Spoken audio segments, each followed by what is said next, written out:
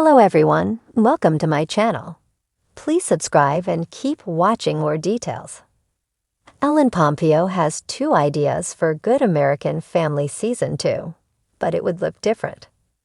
Good American Family, starring Ellen Pompeo and Mark Duplass, premiered in March 2025, with the season finale debuting on Hulu on April 30. Now almost 2 months later, the streamer still hasn't announced whether the drama is renewed or canceled. Either way, Pompeo has a couple of ideas should the show get more. So what might Good American Family Season 2 look like? The Grey's Anatomy star is one of the producers on the series, having done so through her production company, Calamity Jane. Speaking with The Hollywood Reporter recently, the actress shared that she and creator/co-showrunner Katie Robbins have been in talks with Hulu about where the story could go next. She revealed that she thinks their version of Christine Barnett's story is done, and perhaps the series could turn into an anthology. One idea they've been mulling around has her really excited and hoping the streamer will be on board. Here's what Pompeo told TR. There are two ideas right now. Yes, Christine Barnett's story is over, or my version of Christine Barnett's story is over. And I think what we are trying to decipher is there a good enough reason to continue on with this story? Or do we pivot and do an anthology and do another story next season? And I'm not going to tell you the story that we're thinking about, but it's awesome. That's what I really want to do. I want to do an anthology because I think the story we have lined up is so good for specifically the way we do this show and switch perspectives. The first season of Good American Family saw the first half of episodes focus on the point of view of husband and wife Christine and Michael Barnett, while the final 4 episodes were from the perspective of their adopted daughter Natalia Grace. When the later years came in and they all went to court, we got to see the views of all 3 characters at once. I would say overall storytelling-wise it did work, though it did feel like 4 episodes in to get to Natalia Grace's perspective was a bit long. The final episodes where we had all 3 characters' viewpoints were the most interesting to me personally, though I think Pompeo is right. If they can find another real-life story to base a Good American Family Season 2 on, it could definitely work. I'm so curious to know which one they want to adapt. The actress went on to tell the news outlet that she and Robbins still have more meetings with Hulu, who has not made a decision on whether to continue the series yet. If the streaming service goes with the anthology idea, Pompeo isn't interested in playing the lead as she doesn't think she's the right person to play her. But she would stay on as a producer.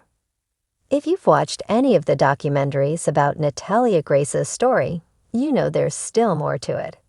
Allegedly even troubles with the man's family. So I'm not saying there isn't necessarily more.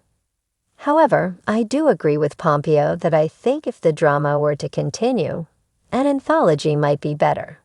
It came to a good enough conclusion, and I think it would be better to head in a different direction. No stranger to reinventing family dramas. For nearly 2 decades, she carried Grey's Anatomy as Meredith Grey, giving life to a character who navigated not only the storms of a hospital, but the evolving definition of family itself. Now that Hulu's Good American Family has positioned itself as the next prestige drama with moral ambiguity, Pompeo has started imagining what her own version of such a show might look like. And according to insiders and snippets she's teased in conversations, Ellen has not 1 but 2 distinct visions for how she would spin Good American Family. And they would look dramatically different from what's currently on screen. Idea 1. The Matriarch's House of Glass. Pompeo's first idea leads into her natural gravitation toward flawed yet magnetic women at the center of sprawling stories. Instead of Good American Family following the surface-level image of a picture-perfect household crumbling under moral compromise, she imagines a story rooted in one powerful matriarch whose entire empire is built on secrets. The house itself would become a character, Pompeo has said she envisions the story unfolding in a massive, slightly decaying estate, where every dinner conversation feels like a chess game. The matriarch, whom fans speculate Pompeo might want to play herself, isn't a saintly mother trying to hold her brood together. She's cunning, whip-smart, and fully aware of the dark deals her family members engage in. Rather than fighting to keep them innocent, she's fighting to keep their sins contained, believing that protecting the family's reputation is more important than protecting their souls. This version of Good American Family would ask, what happens when the keeper of the family flame is also its most dangerous spark?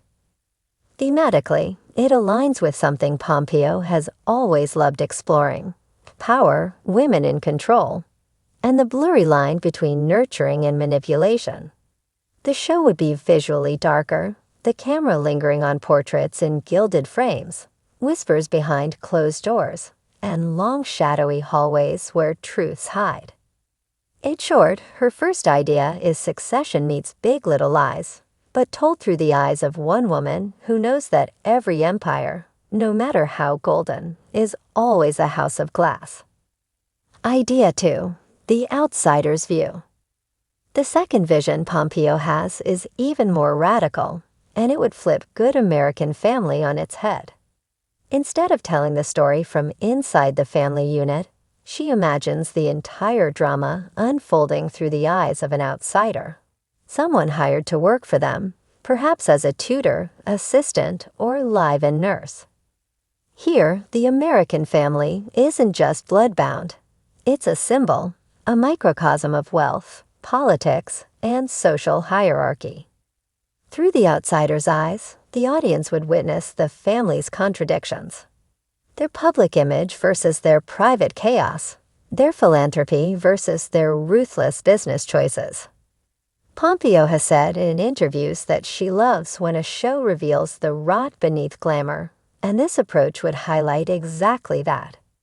The outsider would start off naive, perhaps even in awe of the family's privilege, but would slowly realize that proximity to this wealth comes at a cost, morally, emotionally, and maybe even physically. In this version, Good American Family becomes less about the family itself and more about the ripple effects they create in the lives of ordinary people.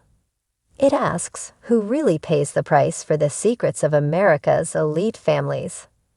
Stylistically, it would be sharper, more fast-paced than her first idea, with a tone of a modern thriller.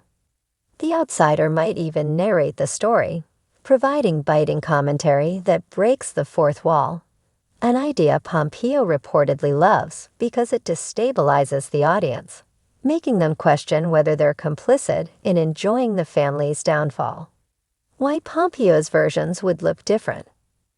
What makes Ellen Pompeo's take on Good American Family unique isn't just the plots, it's her commitment to nuance. She has often spoken about how television needs to move past stereotypes of good and bad, especially when portraying women and families.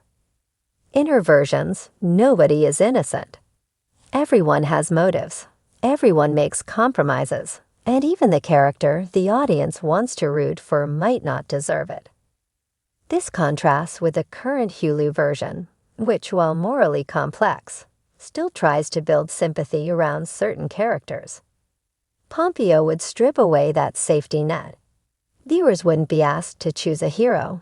They'd be asked to sit with discomfort, to recognize the ways privilege shields and corrupts. She would also shift how the show feels. The Hulu version leans into family dinners, generational conflict, and the double lives of suburban perfection. Pompeo's take would heighten the stakes. Secret deals in DC backrooms, lawyers working overtime to bury scandals.